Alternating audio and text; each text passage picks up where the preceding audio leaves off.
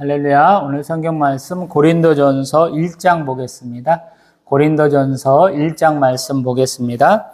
하나님의 뜻을 따라 그리스도 예수의 사도로 부르심을 받은 바울과 형제 소스데네는 고린도에 있는 하나님의 교회 곧 그리스도 예수 안에서 거룩하여지고 성도라 부르심을 받은 자들과 또 각처에서 우리의 주 곧 그들과 우리의 주 되신 예수 그리스도의 이름을 부르는 모든 자들에게 하나님 우리 아버지와 주 예수 그리스도로부터 은혜와 평강이 있기를 원하노라. 그리스도 예수 안에서 너희에게 주신 하나님의 은혜로 말미암아 내가 너희를 위하여 항상 하나님께 감사하노니 이는 너희가 그 안에서 모든 일 곧 모든 언변과 모든 지식의 풍족함으로 그리스도의 증거가 너희 중에 견고하게 되어 너희가 모든 은사에 부족함이 없이 우리 주 예수 그리스도의 나타나심을 기다림이라. 주께서 너희를 우리 주 예수 그리스도의 날에 책망할 것이 없는 자로 끝까지 견고하게 하시리라. 너희를 불러 그의 아들 예수 그리스도 우리 주와 더불어 교제하게 하시는 하나님은 미쁘시도다. 형제들아, 내가 우리 주 예수 그리스도의 이름으로 너희를 권하노니 모두가 같은 말을 하고 너희 가운데 분쟁이 없이 같은 마음과 같은 뜻으로 온전히 합하라. 내 형제들아, 근로의 집 편으로 너희에 대한 말이 내게 들리니 곧 너희 가운데 분쟁이 있다는 것이라.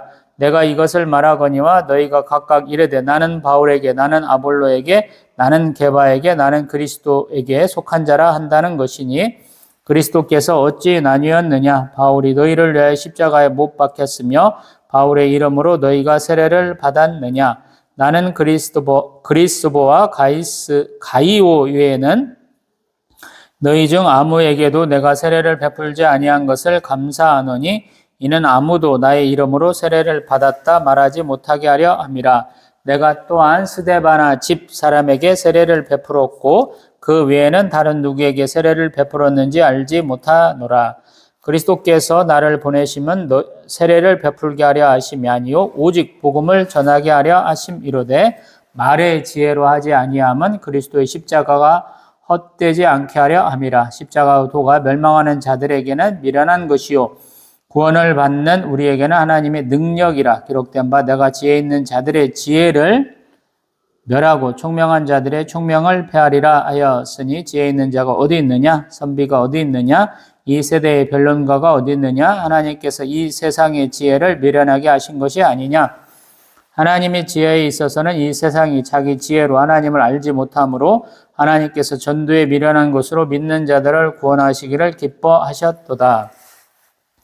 유대인은 표적을 구하고 헬라인은 지혜를 찾으나 우리는 십자가에 못 박힌 그리스도를 전하니 유대인에게는 거리끼는 것이요 이방인에게는 미련한 것이로되 오직 부르심을 받은 자들에게는 유대인이나 헬라인이나 그리스도는 하나님의 능력이요 하나님의 지혜니라. 하나님의 어리석음이 사람보다 지혜롭고 하나님의 약하심이 사람보다 강하니라. 형제들아, 너희를 부르심을 보라. 육체를 따라 지혜로운 자가 많지 아니하며 능한 자가 많지 아니하며 문벌 좋은 자가 많지 아니하도다. 그러나 하나님께서 세상에 미련한 것들을 택하사 지혜 있는 자들을 부끄럽게 하려 하시고 세상에 약한 것들을 택하사 강한 것들을 부끄럽게 하려 하시며 하나님께서 세상에 천한 것들과 멸시받는 것들과 없는 것들을 택하사 있는 것들을 폐하려 하시나니 이는 아무 육체도 하나님 앞에서 자랑하지 못하게 하려 하심이라. 너희는 하나님으로부터 나서 그리스도 예수 안에 있고 예수는 하나님으로부터 나와서 우리에게 지혜와 의로움과 거룩함과 구원함이 되셨으니 기록된 바 자랑하는 자는 주 안에서 자랑하라 함과 같게 하려 함이라. 아멘. 할렐루야. 아멘. 우리가 바울이 1차, 2차, 3차 선교여행을 했다 그러잖아요.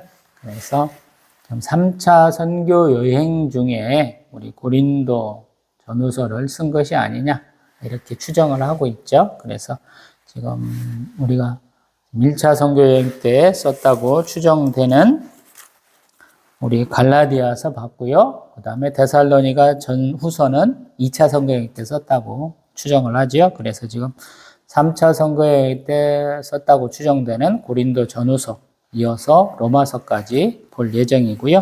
또 4차 선교여행 로마로 갔을 때는 에베소서, 골로새서, 또 그다음에 빌립보서, 그다음에 또 우리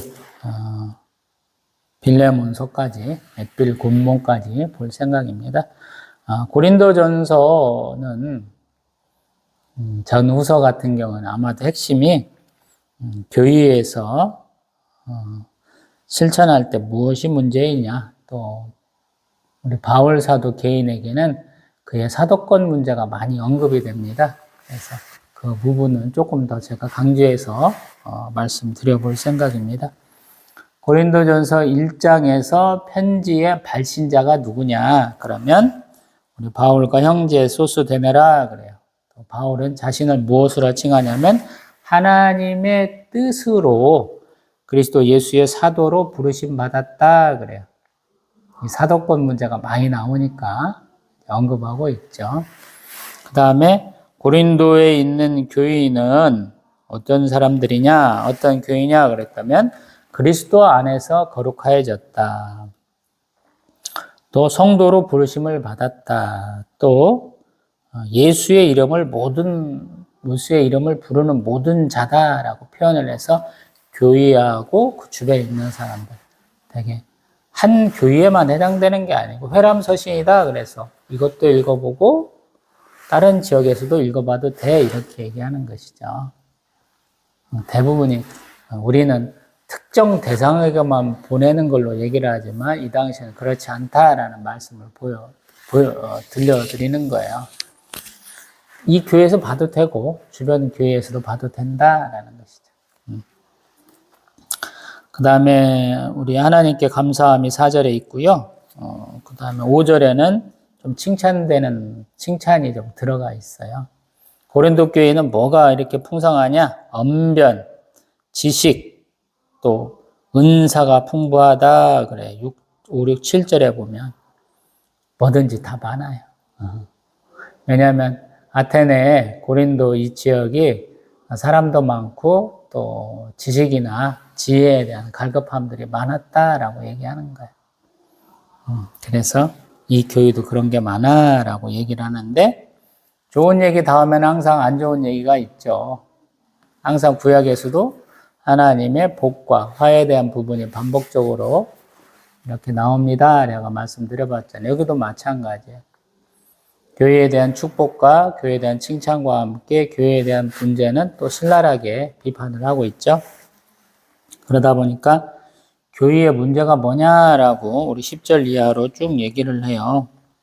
교회라는 것은 어떤 곳이냐라고 10절에서 먼저 얘기를 하는 것 같아요. 그래서 같은 말, 또 같은 마음, 같은 뜻으로 행하는 곳이다 그래요. 비슷하죠. 우리가 믿는 사람이고 믿는 게 누구예요? 성삼일체 하나님이시죠. 그리스도의 생육신도 믿고 그리스도의 십자가 대속도 믿고 그리스도의 우리 부활 승천도 믿고 재림도 믿는 사람들이죠. 우리 사도신경 주기도문으로 우리 신앙 고백도 하시는 분들이죠. 근데 문제가 뭐냐? 글로에의 집에서 편지가 왔는데 들어보니까 너희들 같은 말, 같은 마음, 같은 뜻으로 행해야 되는데 너희들 서로 분쟁이 있다며 그러면서 파당을 나눴다는 거예요. 나는 누구 파냐? 바울 파다, 아볼로 파다, 게바 파다, 그리스도에게 속한 자다라고 얘기한다는 거예요. 그래서 세례를 누구한테 받았느냐 이런 얘기도 해가면서 분쟁을 일으킨다라는 거예요. 사도 바울은 그리스도와 가이오 또 스데바나 집사람에게 세례를 베풀었는데 누가 내 파라고 얘기하는 거야? 라고 그러면서 얘기도 하면서 쭉 뭐라고 그러는 것이죠. 왜 이렇게 파를 나눴느냐? 아까 언변, 지식, 은사가 풍부하다 그랬잖아요. 내가 너보다 뛰어나다라고 얘기하는 거예요. 사실은 우리 한국교회도 이런 거 많죠. 각 개교회에도 이런 얘기 되게 많이 해요. 내가 너보다 뛰어나니까 내가 너보다 축복 더 받을 거야. 내가 먼저 더 높은 직분을 받아야 돼. 이런 거 많이 있잖아요. 그래서 이런 것들을 한다라는 거예요. 근데 17절 자신은 누구에게 세례를 베풀었다 이게 중요한 게 아니잖아요.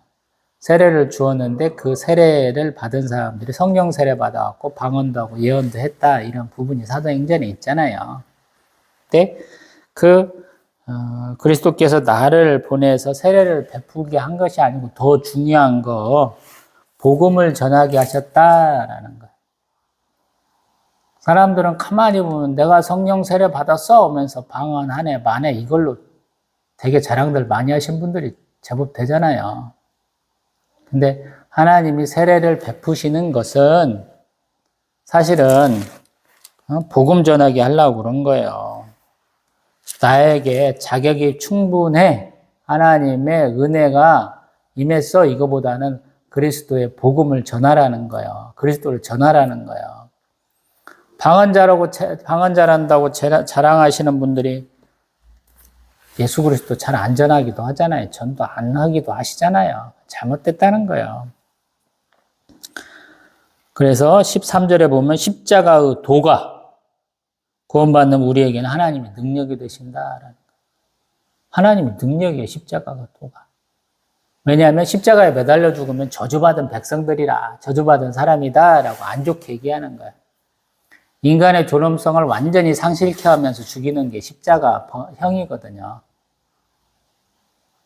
그 사람들이 볼 때 뭐 교수형, 뭐 우리 칼로 죽이는 거, 단두대에 죽이게 하는 것보다 더 부끄러운 게 십자가형이라는 거예요. 왜? 안 내려줘요. 유대인들은 그 시체가 하루를 넘기지 않도록 해질녘이면 내려주잖아요. 근데 이 사람들의 십자가형은 되게 그런 게 아니에요. 계속 놔둬요. 본보기로.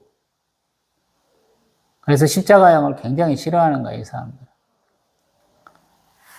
우리 사람의 죽음은 어떤 벌을 줬든지 숭고한 거예요. 죽은 자의 그 죄는 죄값을 치름으로 끝나는 거예요. 근데 그를 모독해 하는 거잖아요. 우리도 효수형이 있잖아요. 목을 잘라갖고 장대에 매달아 놓잖아요. 너 너무 악인이야 라고 보여주잖아요. 반란 일으키면 무조건 효수형이잖아요. 우리 조선시대 때도 보면. 부끄럽게 하려고 그런 거. 제가 전주에서 고등학교, 대학교 뭐 한참 한 20년 이상 활동했기 때문에 익숙한데 전주 천변, 전주 시내권으로 들어가는 곳에 보면은 정자가 하나 있어요. 예전에는 어떻게 죽였냐면 사람을 거기다가 그 당시는 굉장히 물이 많이 흘렀겠죠. 지금하고는 좀 환경이 달랐을 텐데 돌 매달아갖고 사람 죽였어. 수장형으로 죽였던데 거기가. 얼마나 사람을 고통받게 해서 죽이려고 그러겠어요. 망나니가 칼춤에서 죽이는 것도 고통스럽겠지만 돌 매달아갖고 그냥 쭉 죽이는 용도 굉장히 부끄러운 것이죠. 우리 이제 19절에는 우리 이사야 29장 14절 이하를 인용을 해서 내가 지혜 있는 자들의 지혜를 멸하고 총명한 자들의 총명을 패한다 그래요. 하나님 앞에 지혜로운 자가 누구냐라는 거예요. 하나님은 온전한 지혜를 우리에게 주시는 거죠. 그래서 지혜 있는 자, 선비, 변론가 이런 사람들이 어디 있냐 그래요. 왜 우리 초창기 우리 믿음의 조상들이 선비라고 해석을 했는지 모르겠어요. 학자쯤 되겠죠. 선비가 아니고 학자. 변론가. 우리로 말하면 그 법정에서 관하에서 이렇게 얘기해주는 요즘에 같은 뭐 영화나 드라마로 나오는 분들이 있잖아요. 변론가라고 안 하는데 이 당시에는 그런 분이 계셨고요. 그 다음에 21절 중요한 것이 하나님의 지혜에 있어서 이 세상이 자기 지혜로 하나님을 알지 못하니까 하나님께서 전도에 미련한 것으로 믿는 자들을 구원하시기를 기뻐하셨다 그래. 세상 사람들이 모르니까. 고린도 지역 돌아보면서 아테네 지역 돌아보면서 사도 바울은 굉장히 실망했잖아요. 우상의 신전들은 가득한데 예수님 몰라보니까 깨닫지 못하니까 그렇게 되는 것이죠. 그래서 전도에 미련한 것. 예수 그리스도의 십자가 도가 사실은 전도에 미련한 것이죠. 세상 사람들 누구가 예수님이 십자가에 돌아가셨어. 근데 그분이 우리의 죄를 다 지고 가신 거야. 대속하신 거야. 이 말씀을 믿겠냐라는 거야. 우리 좀 전에 11시 대예배 때는 우리 사도행전 20장 봤거든요. 밀레도에서 에베소 장로들 모아놓고 자신이 전한 게 뭐지냐. 모든 겸손과 눈물이고 회개에 대해서 하나님에 대해서 증거했다라고 얘기하거든요. 그 회개와 예수 그리스도의 그 십자가 사랑을 같이 이렇게 묶어서 얘기를 하거든요. 그 부분 잠깐 보면 사도행전 20장 21절 유대인과 헬라인들에게 하나님께 대한 회개와 우리 주 예수 그리스도에 대한 믿음을 증언하였다라는 거예요. 하나님께 회개해야 되고 그 회개는 예수 그리스도를 믿어야 죄사함이 있다라는 것입니다. 어려운 거예요, 사실은. 저희도 잘 받아들일 수 없어요. 많은 분들이 나는 죄가 없어 이런 분들의 세상 처지 삐까리거든요. 근데 그런 사람일수록 가만히 보면 공중도덕도 잘 안 지켜요. 분란을 일으키고 지 맘대로 사는 사람들이 되게 그렇게 더 마음이 모질어가지고 무지해가지고 나는 죄가 없어 그러시거든요. 그런 사람들에게 예수 그리스도는 무죄 그런 분인데 우리를 위해서 십자가에 돌아가셔서 전하기가 어려운 것이거든요. 그래서 지금 18절부터 21절 내용만 가지고도 설명하려면 시간이 많이 부족한 거예요. 나의 가치를 나는 충분히 인정할 수 있고 설명할 수 있는 범위 안에서 이 세상에서 내가 자신의 가치대로 내가 생각한 대로 살아왔어. 남한테도 이렇게 도움을 주고 왔어. 이런 분들이 되게 많거든요. 근데 그런 분들에게 이렇게 예수 그리스도를 증거하기는 너무 어려운 거예요. 또 22절 이하로 보면 유대인들은 표적, 믿으려면 하나님이 주시는 표적이 있어야지. 헬라인들은 지혜를 찾는다라는 거야. 내가 이해할 수 있을 만큼 그런 게 있었어? 얼만큼 있어야 된다는 거야. 근데 우리 기독교인들은 누구를 전하냐면 십자가에 못 박힌 그리스도를 전한다라는 거야. 그래서 유대인들은 십자가에 못 사람이 죄인이야. 또 헬라인을 비롯한 이방인들은 아이고 어느니 그게 지혜롭겠다. 우리 유대 제사장들과 장로들이 얘기한 것처럼 지가 왜 자신은 구원 못해? 이렇게 바보 같아서 그런 것 같아 라고 꺼린다는 거야. 미련한 것이다 라는 거야. 근데 믿는 자들은 정작 어떻게 느끼냐면 24절 오직 부르심을 받은 자에게는 유대인이나 헬라인이나 그리스도는 하나님의 능력이요 하나님의 지혜다. 아멘. 하나님만이 하실 수 있는 제물로는 안 된다는 거예요. 무죄한 자가 없고 무죄한 짐승이 없고 하나님 앞에 온전한 회개 하나님과 화평할 수 있는 화목제물이 될 수 없다는 것이거든요. 그래서 하나님의 능력이고 하나님의 지혜다. 깨닫게 해줄 수 없다는 거예요. 다른 걸로는. 그리고 25절 하나님의 어리석음이 사람보다 지혜롭고 하나님의 약하심이 사람보다 강하다. 이걸 인정할 수 있어야 되는 거예요. 절대자. 하나님의 자존하시고 유일하시고 불멸하시고 무한하심을 인정을 해야 된다는 거예요. 하나님과 우리 피조물인 사람의 비공의적 속성이잖아요. 하나님만이 가지신 것이잖아요. 자존하시고 유일하시고 불멸하시고 무한하시잖아요.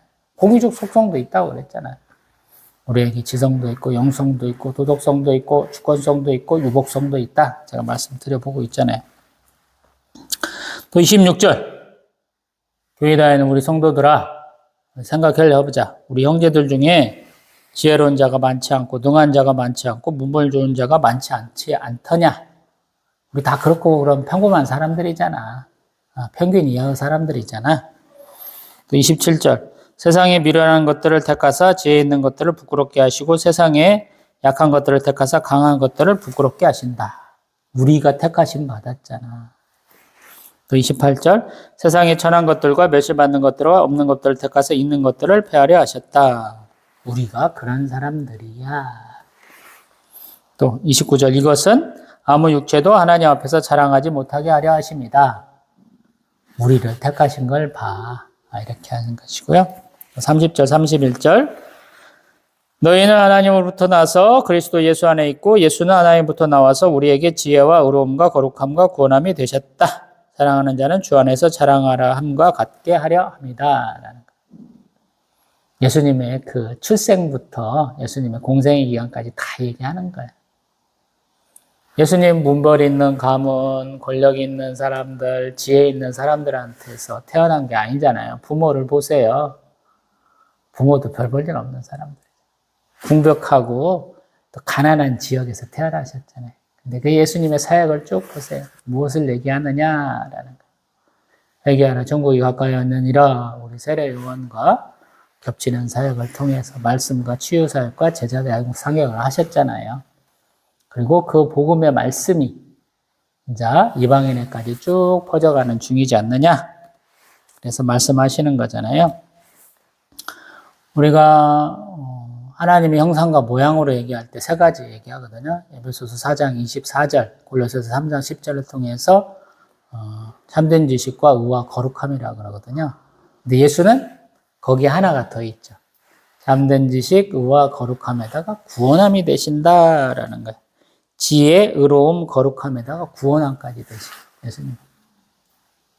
참 하나님, 참 사람으로서 한 가지 더 들어가는 거죠. 하나님의 형상과 모양. 우리가 지음받았는 참된 지식, 의와 거룩함. 여기는 지식을 지혜로움이라고 그러죠. 거기다가 구원함이 하나 더 주시는 거예요. 이만큼만 넣고 봅니다. 서신서들은 대개 그 교회의 특별한 상황을 가지고 얘기를 합니다. 물론 이제 교리에 대한 부분도 있어요. 근데 굉장히 특별한 사항들을 많이 다루거든요. 신앙생활 하다 보면 우리가 누가 잘났느니 네가 잘났느니 많이 다투게 돼 있어요. 어쩔 수 없어요. 우리 목사 장로들도 파나 나와서 서로 많이 싸우잖아요. 뭐 장로를 꽉 잡고 있어도 안수 집사들하고 또 이렇게 당회가 싸우기도 하고 별짓 다 일어나죠. 왜 그렇게 되느냐 그러면 좀 문제가 많아서 세상적인 것과 얽혀서 그렇죠. 우리가 많이 내려놓으면 돼요. 초대교회처럼 기도하고 또 제자를 양육해내고 또 구제하는 사역에 집중하면 그렇게 큰일이 별로 안 벌어지는데 교회에 재정이 넘쳐가지고 그런 것도 많이 일어나요. 성도가 많이 오니까 다 수용해보자라는 것도 문제가 되고 넘치는 재정을 통해서 우리 선교도 후원하고 전도도 막 후원하고 또 우리 교회도 조금 나눠서 우리 부교육자들이 우리 교회가 믿는 가치, 목회 철학대로 가서 좀 사역 좀 더 하게 하자 이런 걸로 많이 다니거든요. 좋은 것이기도 하면서 나쁜 것이기도 해요. 왜냐하면 본질에 집중해야 되거든요. 오늘 얘기하는 것처럼 교회는 어떤 곳이냐면 같은 말, 같은 마음, 같은 뜻으로 모여야 되거든요.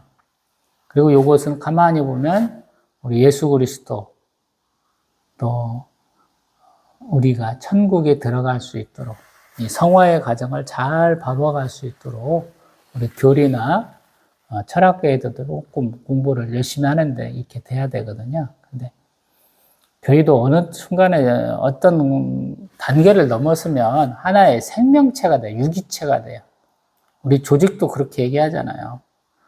지금 국회에서 내년도 예산 갖고 많이 떠드는 것 같아요. 예산도 하나의 유기체 같은 성격을 띠죠.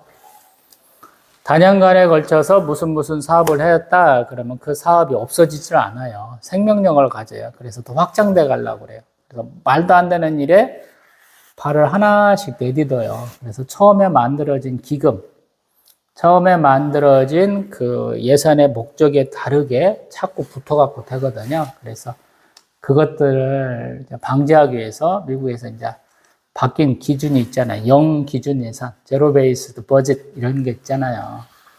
그래서 말도 안 되게 예산들 막 낭비하는 경우 많잖아요. 저희들도 대표적인 주변에서 보는 것이 멀쩡한 보도블록 가는 거, 이용하는 사람들도 없는 고속도로 많이 뚫는 거, 섬에까지도 막 다리 놓는 거, 별의별 말도 안 되는 짓들 많이 하죠.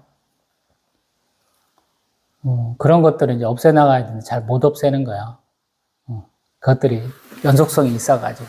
성경에서 보면, 구약에서 우리 열왕기 정도 보면, 역대 보면, 왕들이 맨날 나라가 안정되고 부강해지면 맨날 하는 것이 군사력 키우고, 또 성들 맨날 뭐 건축하고 보수하고 이런 것들 되게 많이 하죠. 그래봐야 별 볼 일도 없는데, 맨날 정작 싸울 때는 하나님 앞에 회개하고 자복하고 기도하고 찬송해야 이기지. 그렇지 않고 맨날 우상 숭배하면 병력을 뭐 몇십만 명, 백만 명 넘게 키워봐도 맨날 치잖아요. 근데 그 일이 자꾸 늘어나는 거야. 솔로몬 왕 때 대표적으로 그러잖아요. 돈이 많아지니까 성전과 궁정도 많이 짓고 여러 가지 성읍도 많이 짓고 그러는데 그 일이 점점 일이 되잖아요. 그래서 처음에는 이방인들, 자기들한테 이렇게 나온 자들, 출애굽 때부터 따라온 사람들, 아직 정복하지 못했던 사람들인데 정복당한 원주민들을 그냥 다 일꾼으로 쓰다가 점점 일이 커지는 것 같잖아요. 백성들을 다 강제 노역시키는 것 같잖아요. 그래서 결국에는 솔로몬 왕 다음에 르호보암 왕 때 보면 그 노역조 좀 우리가 안 했으면 좋겠어요 그러는데 고집 부리다가 남북 이스라엘로 딱 나눠져 버리잖아요. 솔로몬 왕 때 했으면 그거 그냥 유지보수 하는 성에서 끝나면 좋을 텐데 그게 더 커져버리는 거야 하나에. 제가 생각할 때는. 교회도 그렇고요. 무슨 일을 한다고 해서 취지가 좋았어. 근데 해보니까 이 정도면 될 것 같아서 멈출 줄 알아야 되는데 못 멈추고 막 도를 넘어가 버리면 문제가 많이 커지죠. 지금 그러한 개념인 것 같아요. 한마음 한뜻 또 같은 말로 하다가 돼야 되는데 이제 뭔가 일을 하다 보니까 서로 의견이 갈리는 거예요. 그래서 지금 파당을 짓고 분쟁이 생겼다라고 그러는데 이제 그것들이 생기면서 내가 누구에게 속한지 아니까 내가 너보다 더 높아 그러는 거예요. 지금 교회의 실세들 이름이 나오죠. 바울, 게바. 게바는 우리 베드로 사도. 그 다음에 고린도 지역에서 말씀 증거했던 아볼로. 3차 선교행 때는 아볼로가 고린도 지역에 있고 우리 바울 사도는 에베소 지역과 이렇게 예전에 했던 대로 좀 돌아다니는 경향이 있었죠. 우리 지금 사도행전 20장에도 보면 우리 아가야 지역에 한 3개월 고린도 지역에 머물렀던 것 같은데 아볼로 얘기는 안 나오거든요. 계획적으로 이렇게 사역했던 것 같은 생각이 든다라고 제가 말씀드려보는데 여기도 마찬가지. 야, 최초에 누구한테 우리 세례받았어? 라는 것으로 우리 특별하게는 우리 바울 사도가 세례를 준 사람이 최고 아니야? 우리가 최초에 누구로부터 영향을 받았어? 세례받고 시작했어? 그러는데 사도 바울은 그게 아니야. 세례를 준 사람이 중요한 게 아니야. 라고 얘기하는 것이죠. 그래서 우리 복음 증거해야지. 십자가를 믿어야지. 라고 얘기한다는 거예요. 사실 한국교회도 이런 문제는 너무 많죠. 세상에서 가까운 것들이 참 좋아 보여서 그런 것들 되게 많이 하거든요. 교회는 부흥해야 돼. 많은 사람들이 모일 수 있도록 우리의 역량을 쏟아야 돼. 이것이 1번이라고 생각하는 사람이 너무 많더라고요. 왜냐하면 우리가 그런 역사를 체험을 해봤거든요. 많은 교회들이. 예전에 몇 명도 안 모였는데 그 교회들이 1000명, 10,000명 넘어가는 교회들을 주변에서 많이 본 거예요. 그래서 하나님이 축복을 받은 증거가 교회가 부흥하는 것이다. 이렇게 생각을 하거든. 그래서 무조건 교회 개척하면 부흥해야 돼. 그러는데 사실 하면 좋지만 저처럼 못하는 교회도 더 많거든요. 우리 성도가 자꾸 줄어들고 있어요. 소득 수준은 높아지면서 경제 수준도 높아지고 그러는데 우리의 신앙은 점점 하향 곡선을 그리는 거예요. 부모 세대가 믿어도 자녀 세대는 신앙생활을 잘 안 해요. 왜냐하면 아들내미들한테 당장에 있는, 딸내미들한테 당장에 있는 것들을 많이 시켰거든요. 예배 드릴 시간에 공부해 이놈아 그래요. 부교육자 생활하면서 가장 싫은 게 그거예요. 작년부에 예배도 안 드리고 주일학교 이런 데도 안 다니던 애들이 어디 공무원 시험 합격하고 어디 좋은 대학교 가고 어디 좋은 직장 얻었다고 그걸로 앞에 나와서 자랑하는 꼴을 봐야 된다는 게 그 뭔 상관 있어 그거하고. 저는 직업에 귀천 없다고 얘기하는 사람이거든요.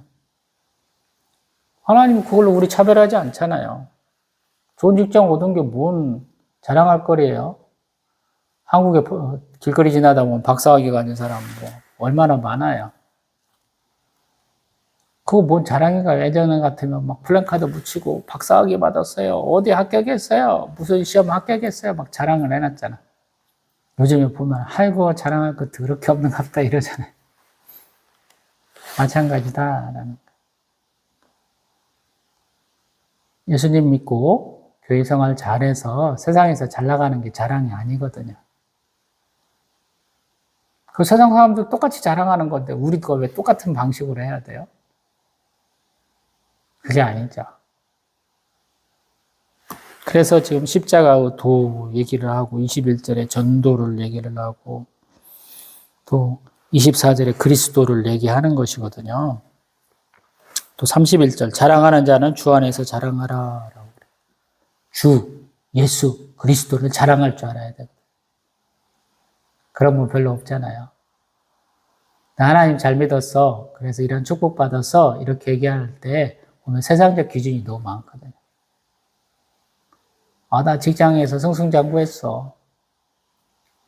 기업이 너무 잘 됐어. 자녀가 너무 잘 컸어. 이런 걸로 자랑하려고 그러거든요. 하나님 자랑하는데 하나님 자랑을 못하는 거예요. 많은 사람들이. 기본적인 개념이 안 돼가지고. 그래서 신앙생활 이상하게 하잖아요. 목사한테 부탁할 때 보면 돈 좀 많이 벌게 해주세요 라고 하는 부의 축적에 대한 것에 대한 기도 부탁이 가장 많은 것 같아요. 어떤 면에서. 물론 이제 질병과 사고에 대한 것들도 많이 있고 또 어떤 면에서는 신앙생활 좀 잘하게 해주세요 라고 하는 가물에 콩나듯이 하는 부분도 있기도 하고요. 그래서 어려운 것 같아요. 당장에 목이 걸려있는 내 삶과 관계에 있는 무엇을 먹을까, 무엇을 마실까, 무엇을 입을까 하고 있는 의식주에 관계된 것도 있고 하나님 나라와 그에 의해 관계된 것도 있거든요. 내 예수님 항상 하나님 나라와 그의 의를 먼저 간구하라 그러시잖아요.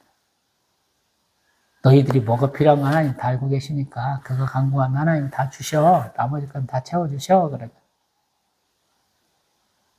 계속 어려운 거야. 이 사람들은 더 현실적인 사람들이라 그래요. 고린도 지역은. 왜냐하면 번성한 도시예요. 소득 수준도 높고요. 사람들의 어떤 지혜나 지식의 수준도 굉장히 높은 거예요. 그런 사람들에게 이렇게 얘기해 주는 거예요. 그래서 어려운 거죠, 신앙생활은. 하나님이 축복하심으로 내 기도의 응답을 받아서 삶의 수준이 높아지고 내가 신경 쓸 것들이 많이 줄어드는 거죠. 돈만 있으면 더 오래 살 수 있고 돈만 있으면 더 편해질 수 있고 돈만 있으면 내 삶의 수준을 조금 높일 수 있죠. 근데 그 돈으로 해결할 수 있는 것과 내가 믿음으로 하나님만이 해결할 수 있는 것이 많이 겹쳐지니까 어떤 면에서 보면 하나님이 이렇게 논의의 대상이 되가는 거죠. 신앙이 많이 떨어져요, 믿음이. 근데 진정한 문제, 너도 알고 나도 알고 있는 그런 문제가 아니고 세상 어떤 사람도 질문할 수 없고 답해 줄 수 없는 그러한 정말로 큰 문제에 그 위기에 봉착했을 때는 하나님밖에 없거든요, 사실은. 근데 그때 하나님을 불러가지고 하나님 앞에 나아가서 제가 잘못 살았습니다. 죄송합니다. 회개 잡아갈 수 있고 그런 회개 잡음이 하나님의 크신 은혜로 정말로 그 문제를 확실하게 해결하고 더 밝은 미래로 나아갈 수 있느냐 하는 문제거든요, 사실은. 그래서 어려워요. 내가 방향성을 잘 잡아야 되고 또 내가 끊임없이 앞으로 하나님 앞으로 나가려고 노력해야 된다는 것이거든요. 근데 구원으로 인도하는 문은 좁고 협착해요. 나이가 쉽지 않아요. 뒤를 돌아보면 더 넓은 곳, 세상 사람들이 기쁘게 사는 곳이 있거든요. 우리는 그 길을 뚫어야 돼. 그래야 하나님 앞으로 딱 나갈 수 있어. 천국은 빛나는 곳이에요. 요한계시록 얘기하는 새하늘과 새 땅, 새 예루살렘에 대해서 보세요. 우리가 값지다고 생각하는 모든 것으로 다 꾸며져 있어요. 우리 삶의 필수적인 요소가 하나님과 예수 그리스도인에서 다 채워져 있는 땅이거든요.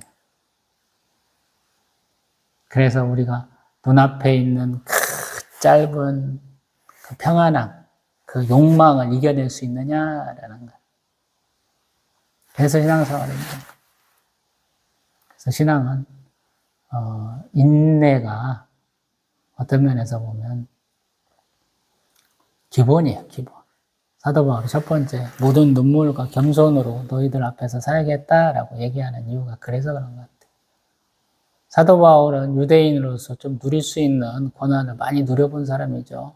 가말리엘의 제자, 로마 시민권자, 또 대제사장에서 기독교인들 체포할 수 있는 체포영장 받을 수 있는 그런 인맥이 있었던 사람이잖아요. 혈연, 지연, 학연이 완벽한 사람이었다 이런지도 모르겠어요. 근데 그가 그것들을 다 버리고 출교당하고 가난하고 또 멸시받는 사람들 틈에서 예수 그리스도 증거해갖고 지금 이렇게 온 거거든요. 2, 3, 4, 5 선교기관은 그렇게 얘기하잖아요. 아마 중간중간에 시간이 있으니까 아마 선교사로 활동하는 지가 1, 2, 3차 선교여행 지나면 한 10년쯤 되지 않았을까 싶거든요. 집에서 고향까지 머문 시간까지 하면 신앙생활 한 20년 정도 해왔을 거예요. 20년 동안 우리 해온 결과 그런 것을 좀 담아놓은 것이 여기가 아닌가 싶어요. 사도행전 20장이기도 하고 고린도 전후서 로마서에 그런 것들을 이렇게 해놓은 것이 아닌가 싶어요. 내가 걸어온 길을 판단하신 분은 누구냐? 하나님이시죠. 예수님이시죠. 그 얘기, 사도권에 대한 얘기도 그렇게 마무리되는 것 같고 교회의 분쟁에 대한 문제도 그렇게 얘기되는 것 같고 우리들이 믿는 가장 큰 것, 예수 그리스도의 십자가 사랑, 십자가 대속에 대한 부분도 그렇게 풀어가는 것이 아닌가 싶거든요. 사실 저희는 미련한 자예요. 세상에서는. 세상 사람들이 바라보고 뛰는 것이 아니고 다른 것을 바라보고 뛰어요. 하나님과 예수님, 성령 하나님 바라보면서 뛰는 것이거든요. 그래서 세상 사람들 보기에는 엉뚱한 데로 가고 있는 사람들이에요. 노력을 엉뚱한 데 하고 있는 사람들이에요. 근데 저는 인생의 위기 가운데 우리가 설정한 방향, 우리가 해온 노력이 언제나 보상을 받는다. 하나님이 주시는 선물로 너끈하게 이겨낸다라는 생각을 하거든요. 그래서 더 복음 증거하고 있는 것이죠. 또 뵙겠습니다.